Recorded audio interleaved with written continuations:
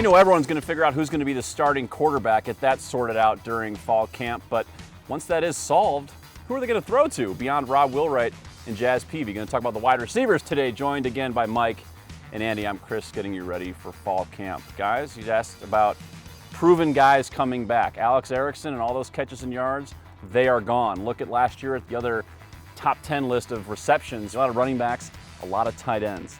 Rob and Jazz, and then where are we going from there? What's this group going to look like? It's one of the big puzzles because it seems every year we're talking about how is this team, which is built on the run, which is built so much on the offensive line, is going to cultivate a passing game. And to me, as good as proven to me as Rob Wheelwright is, as Jazz Peavy is, to me they're clearly at the top of the depth chart, and everything kind of falls off rather largely after that. I think in any discussion of how this offense is going to move the ball through the air, you got to look at the tight ends, because Paul Chryst loves using the tight ends. You have to incorporate a tailback like Dario Ogunbowale, because he's demonstrated that he is capable of being a threat in the passing game. So to me, as much as you want to just look at the wide receiver position in and of itself, there are other places that the ball can go to. We opened up this segment by talking about what we feel are givens in Wheelwright and Peavy. So now if you do bring the tight ends into this equation, a given is Troy Fumagalli.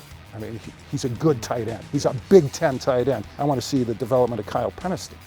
We saw a little bit of it in the spring, but now can he give them another receiving threat out of that position group? Back to the wide receivers. We saw in the spring George Rushing had a good inter-squad game. Let's see him do it against competition, all right, somebody other than his teammates. Reggie Love, still a question mark. So Love and Rushing have to, I think, really stave off some of the freshmen. They have some real confidence in this group coming in, but are they ready? Are they going to be ready? What impressed me about George Rushing, even though it was an inter-squad game, was the difficulty of those catches.